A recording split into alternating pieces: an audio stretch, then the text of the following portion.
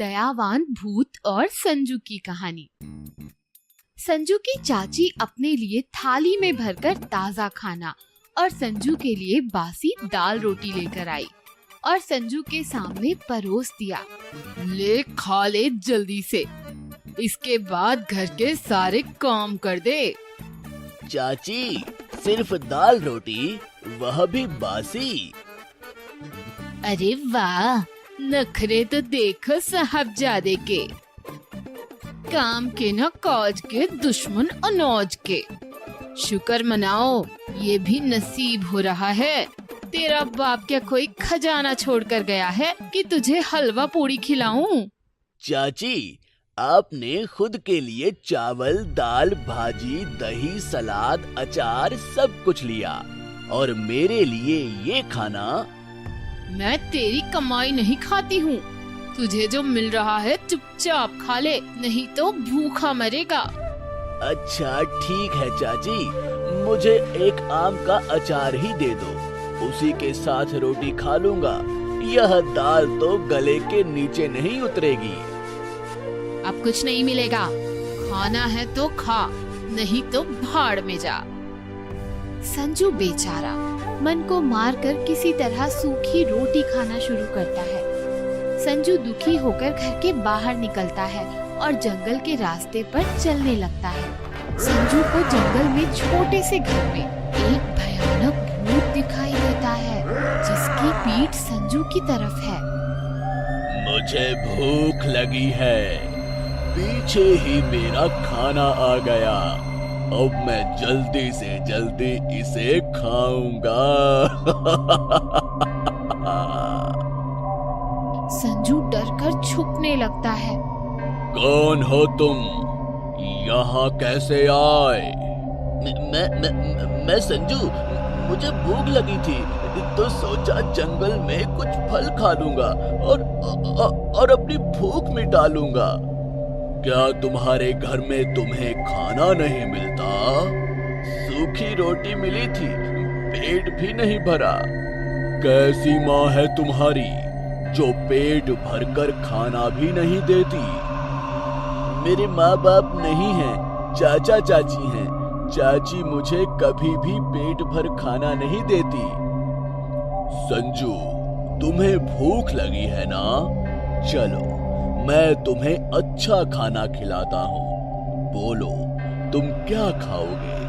हलवा पूरी, मिठाई, स्वादिष्ट सब्जी, दाल, चावल, सलाद, अचार, जो चाहिए बोलो। आप सच कह रहे हैं? क्या सचमुच मुझे यह सब खाने को मिलेगा? भूत ने अपना हाथ आगे किया और कई पकवान और व्यंजन सामने सज गए। संजू, पिछली बातें भूल जाओ, जी भरकर खूब खाओ। संजू और भूत दोनों बड़े प्यार से खाने लगते हैं। उनके आसपास कुछ पंछी भी आते हैं और उनको भी खाना मिल जाता है। आप बहुत अच्छे हैं, दयावान हैं। मैं कहता हूँ आप सचमुच महान हैं।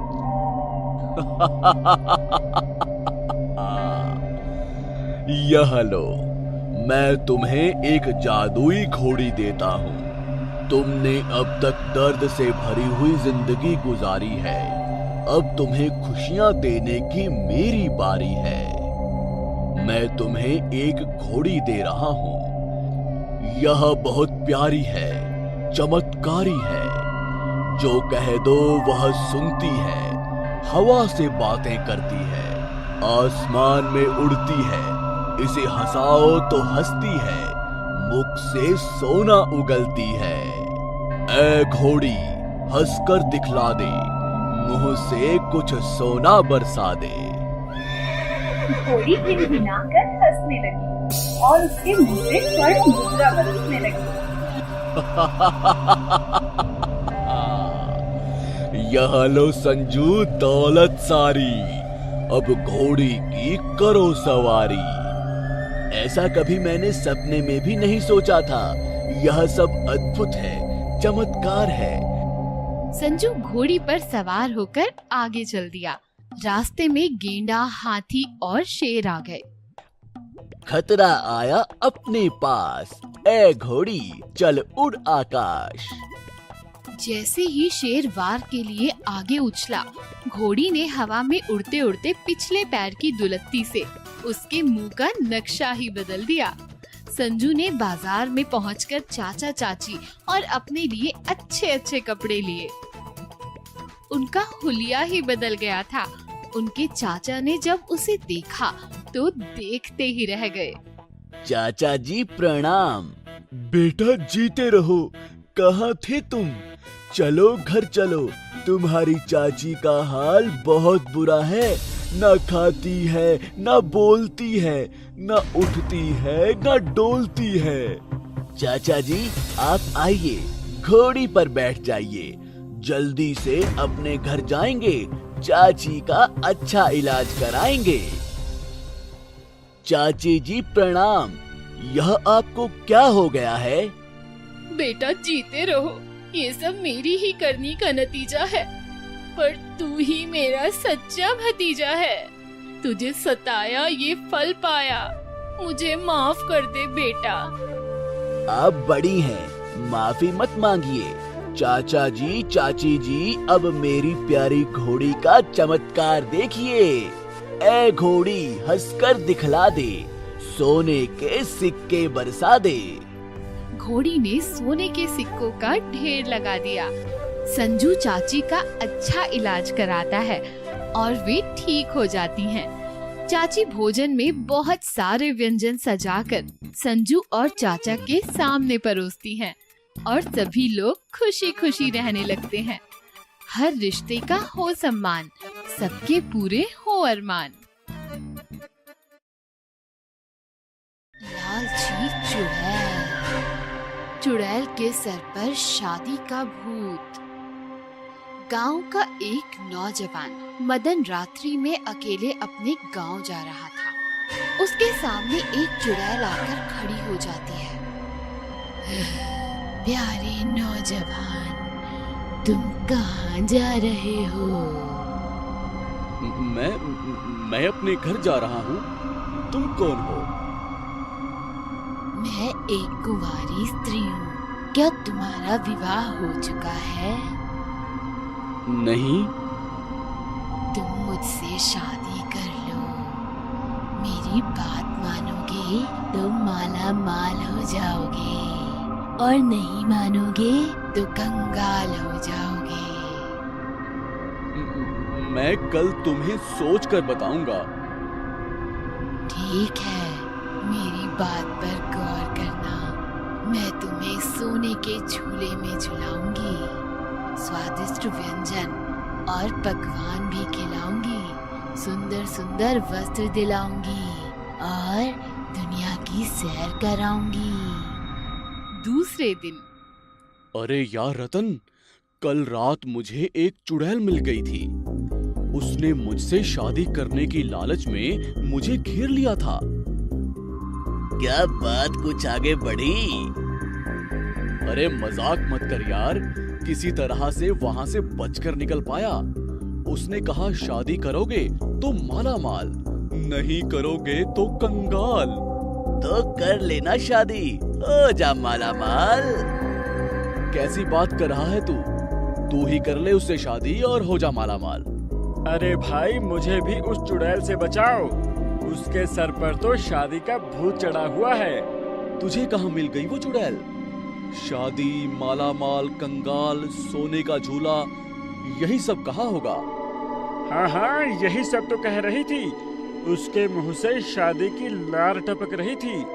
कई घंटे तक मुझे जंगल में घुमाया, शादी का वादा किया तब ही बच पाया। बधाई हो, बधाई हो। अब मुहूर्त निकाल ले भाई। तू चुप कर। उसी रात चुड़ैल रतन को पकड़ लेती है। कहाँ जा रहा है राजा? मेरी बात सुन ले, आजा। दोनों शादी रचाएंगे, नई दुनिया बसाएंगे। मैं मुझे माफ कर दो। मेरी एक बात सुन लो। अपनी ही बिरादरी के किसी भूत से शादी कर लो। तुम इंसान हो, मेरी बात मानोगे। शादी के बाद मेरे आगे पीछे नाचोगे। भूत तो हमेशा अपनी मनमानी करेगा, मुझसे हमेशा आनाकानी करेगा। ठीक है, पंडित जी से जाकर बात करूंगा। फिर कल आकर तुमसे मुलाकात करूंगा। गांव के सारे कुंवारे मिलकर एक बहुत बड़े ऋषि की शरण में चले जाते हैं। हे ऋषिवर, मैं आपके चरणों में प्रणाम करता हूँ। कल्याण हो। कहो बच्चों, कैसे आना हुआ? ऋषिवर, एक चुड़ैल के सर पर शादी का भूत सवार है। वह हर कुंवारे से शादी करने को तैयार है। हम सभी को बहुत परेशान करती है। हमें उस चुड़ैल से बचाइए, कोई राह दिखाइए। मुझे उस चुड़ैल को यहाँ बुलाना होगा। इसके बाद उसका ब्याह रचाना होगा। इसका मतलब हम लोगों में से किसी एक को बलि का बकरा बनाया जाएगा, उसी के साथ उसका ब्याह रचाया जाएगा। नहीं नहीं, तुम लोग चिंता मत करो। मैंने एक अलग योजना बनाई है। सुनो, यह एक कुंवारी लड़की थी जो शादी के पहले ही एक दुर्घटना की शिकार हो गई और चुड़ैल बन गई। ऋषि ने अपनी मंत्र शक्ति से उस चुड़ैल को वहाँ बुलाया और उसके साथ साथ कई भूतों को भी वहाँ प्रकट किया। हे चुड़ैल, आज तेरा स्वयंवर है। इनमें से चुन ले जो तेरा प्रिय वर है। चुड़ैल ने एक एक करके सब पर दिखा डाली और एक भूत के गले में वरमाला डालकर निहाल हो गई। उन सब की विदाई हो गई। सारे कुंवारे खुशी से झूम उठे और उन्होंने ऋषि के चरणों में प्रणाम करते हुए उन्हें धन्यवाद दिया।